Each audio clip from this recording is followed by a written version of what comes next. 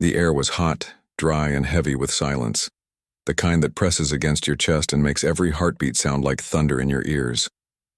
Some silences are peaceful, others comforting, but this one felt wrong, like the hush before a storm or the stillness in a room where death has already lingered. Darius Gentry stood in the small crowd outside the weathered courthouse, his hand raised in a bid so absurd it should have made men laugh. A cabin, 12 acres of good land, a corral and a working well sold for just 25 cents. Yet no one laughed, no one bid higher. The grown men with money in their pockets and greed in their hearts stayed silent, their eyes not on the property but on him, and what he saw in their faces wasn't envy, or anger, or even contempt. It was pity, and it made his skin crawl. The auctioneer's gavel wavered in the air, as though even he wished someone else would speak up. Someone else would save this fool from himself. "Going once," he called, his voice strangely flat, stripped of the usual cheer and rhythm. Darius expected a challenge, expected a shout, expected anything but what he got. The whisper of Willa Blaine, an old woman with weathered hands twisted in her shawl, who leaned close enough for him to smell the dust and lavender clinging to her. "You don't want that place, son. Trust me." But before he could ask why, the gavel cracked down like a gunshot. The sound rang through the courtyard, louder than it should have been. "Sold to the gentleman in the brown coat, 25 cents. And with that, it was done. The crowd broke apart faster than usual, their boots scuffing against the courthouse steps as if they couldn't get away quick enough. But none of them truly left. Not one mounted a horse or climbed into a wagon. Instead, they lingered in the distance, watching him like men wait for the moment a rattlesnake strikes. The auctioneer's hands shook as he passed over the deed, his eyes fixed anywhere but on Darius. And when Darius asked about the land's history, the man said nothing, just turned and walked away. It was then Darius realized this wasn't luck, wasn't fortune. It was something else entirely. He hadn't bought a bargain, he'd bought trouble. The ride to the cabin stretched longer than the road itself, every hoofbeat on the dirt path heavy with the weight of unseen eyes.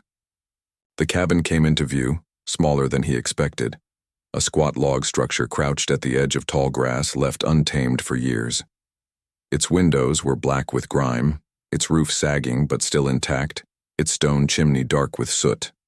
Yet beneath the neglect, the bones were strong, solid.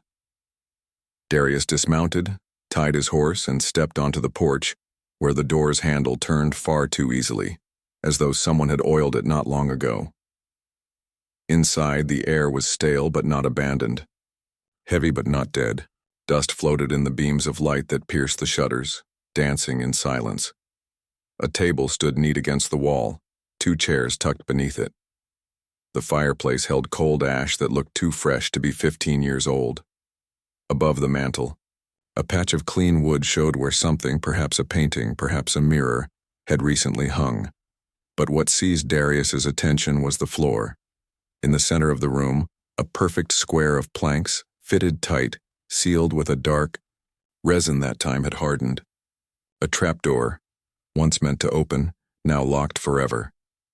He knelt, running his hand over the seams, and felt the craftsmanship, deliberate and final. Whatever lay beneath had been meant to stay hidden. His skin prickled. A shadow moved across the filthy window. He rose quickly and caught sight of a rider at the tree line watching from cover. Even through the glass and distance, Darius knew the hat, wide-brimmed, silver band gleaming. The same man he'd seen at the auction. Their eyes met. The rider wheeled his horse and vanished, but not before Darius's gut turned cold. The man hadn't been curious. He'd been guarding. Evening brought no comfort.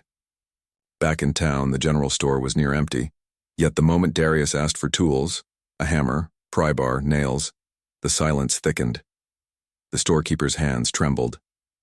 A woman dropped her basket, spools of thread rolling across the floor. An old man shook his head slowly, as if he'd just witnessed a funeral. When Darius mentioned the cabin, every eye fixed on him, wide with quiet dread. And then the door opened and Fletcher walked in, the man with the silver-banded hat. He introduced himself with a smile that never reached his eyes, offered his hand, and then laid down an offer, $500 cash, for the cabin that had cost only 25 cents. The coins in Fletcher's pouch clinked heavy, final, a fortune for a man like Darius. Around him, the store froze in breathless silence, every gaze pleading with him to take the money. Yet something in Fletcher's urgency twisted inside Darius like a knife. Men didn't offer 20 times the worth of something unless the worth was far greater than money. "I'll hold on to my investment," Darius said carefully. Fletcher's smile thinned. "That would be unwise. I'm trying to save your life." Before Darius could ask what that meant, more riders came. 3 men entered the store, moving with the confidence of wolves. One bore a deputy's badge, another the look of wealth without labor. The third lingered at the door with his hand on his gun. Tobias Crow, the well-dressed one, looked to Fletcher with icy familiarity. "I thought we had an understanding."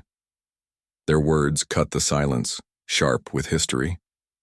Then Tobias asked the question Darius had dreaded, "Have you opened the floor yet?" And suddenly the truth was laid bare. Every man in the room, every soul in town, knew what was hidden in that cabin. Everyone but Darius. And now, by buying it, he was no longer just a bystander. He was the key to secrets buried 15 years ago. Secrets men had killed to protect. And as Willa Blaine's voice carried into the store, naming murder, naming fraud, naming betrayal at the highest levels, Darius realized his bargain had bought him more than land. It had bought him a death sentence.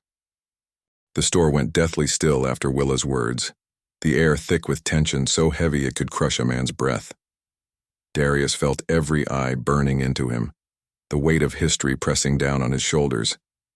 He hadn't just bought a patch of land. He had stepped into a graveyard of secrets, and the ghosts were rising fast. Fletcher's hand twitched near his gun. Tobias Crow's expression hardened, calculating like a man deciding whether to kill or bargain. The deputy, Morrison, looked at Darius as if he were already a corpse. "What's under that floor?" Darius demanded, though the dread in his gut already knew the answer. "Papers," Tobias said, his voice tight. "Papers that could hang men or make them richer than kings." Willa's voice cut in, fierce and trembling all at once. "Not just papers. Proof." Samuel Hartwell discovered the land frauds, deeds forged, properties sold 10 times over, families cheated out of their lives' savings. He sealed the evidence, names, dates, payments. He was riding to town to expose it when they shot him in the back. Her eyes locked on Tobias, then Morrison. Men like them, men who swore to uphold the white law but buried it instead. The silence shattered when the store's window darkened. A figure stood with a rifle aimed steady as stone. He stepped inside, silver hair catching the lamplight, dressed not like an outlaw, but like authority itself. "Judge William Crane," Willa whispered, her voice ragged with old pain. Darius's stomach dropped. A judge. That explained the fear, the silence, the pity at the auction. The law itself had dirtied its hands in this crime. Crane's smile was thin and cold. Samuel Hartwell was no saint. He was a blackmailer and a thief. I merely delivered justice outside the courtroom. His rifle never wavered. "Those papers are mine, and anyone who touches them signs their own death warrant." Tobias raised a placating hand. "We can work this out," but Crane's laugh cut him short. "You've been running scams for 15 years with my forged signature. You're all thieves, every one of you. The difference is I kept order. Samuel broke the rules." His voice hardened. "And so will anyone else who dares." Chaos erupted. In an instant, Morrison lunged for Crane, the rifle discharging into the ceiling. Tobias bolted for the back door. Fletcher went for his pistol. Darius's instincts snapped sharp. He drew his revolver and shouted, "Stop! Every last one of you." His voice rang with a command he didn't know he had, and for a heartbeat the room froze. They all understood the truth in that pause. None of them could afford to kill him. Darius alone owned the cabin. Darius alone had the legal right to pry. Open that floor. Without him, the evidence was meaningless, just stolen scraps. We're all going to that cabin together, Darius declared, pistol steady. We open it, we see what Samuel Hartwell died protecting, and then we decide what happens next. Fletcher's laugh was harsh. That's suicide. No, Darius shot back. It's the only chance any of us have left.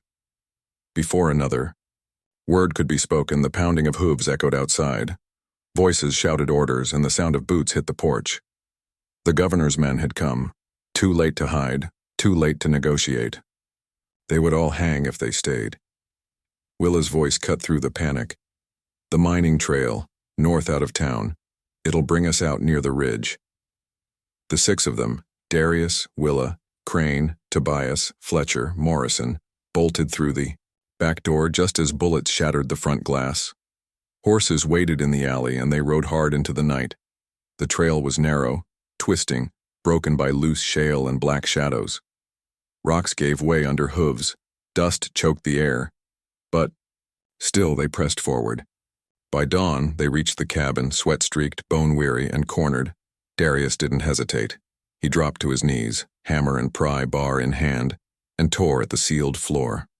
Resin cracked, planks groaned, and at last the hidden space opened, revealing a strong box and a leather satchel.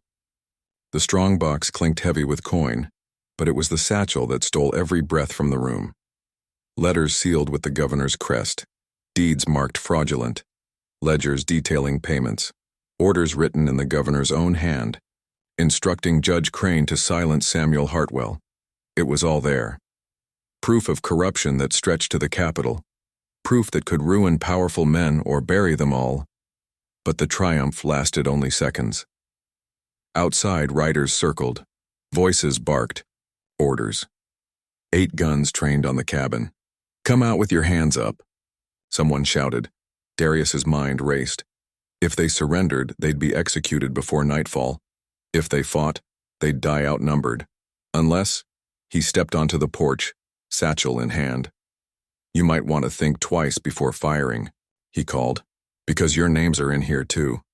The leader scoffed, but the flicker in his eyes betrayed unease. Darius pulled a ledger page free, reading aloud. Governor Webb paid Caleb Riker $100, James Bolton $200. Each of you was paid with stolen land money. And here's the kicker. He lifted another letter.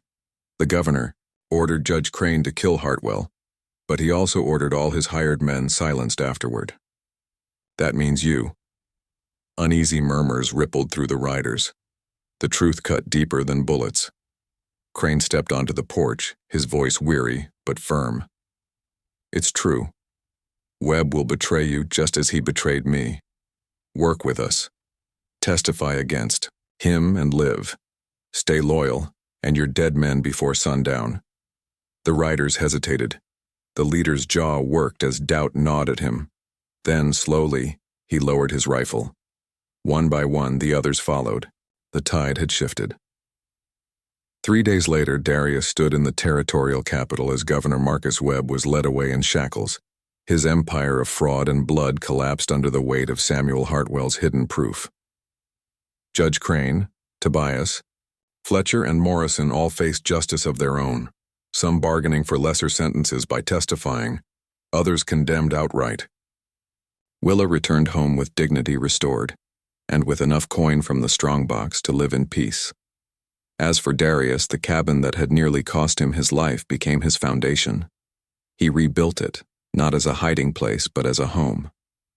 The corral filled with cattle, the fields cleared and planted. The floorboards once sealed with lies were replaced with clean oak, sunlight pouring through windows scrubbed clear. At night, he sometimes sat by the fire, listening to the quiet. A quiet no longer heavy with secrets or fear, but one earned by struggle and truth. He thought of Samuel Hartwell, of the old woman's whispered warning, of the pitying stares at the auction, and he realized something deeper than fortune or land had been gained. For 25 cents, he had purchased the chance to face down the darkness, to bring light where men had chosen silence, and to learn that even in the most corrupt of places, one man's courage could turn the tide. The cabin still stood, but it was no longer a tomb for secrets. It was a testament, a reminder that justice, though costly, was worth every price. And Darius Gentry, once just a fool in a brown coat, had become the man who proved it.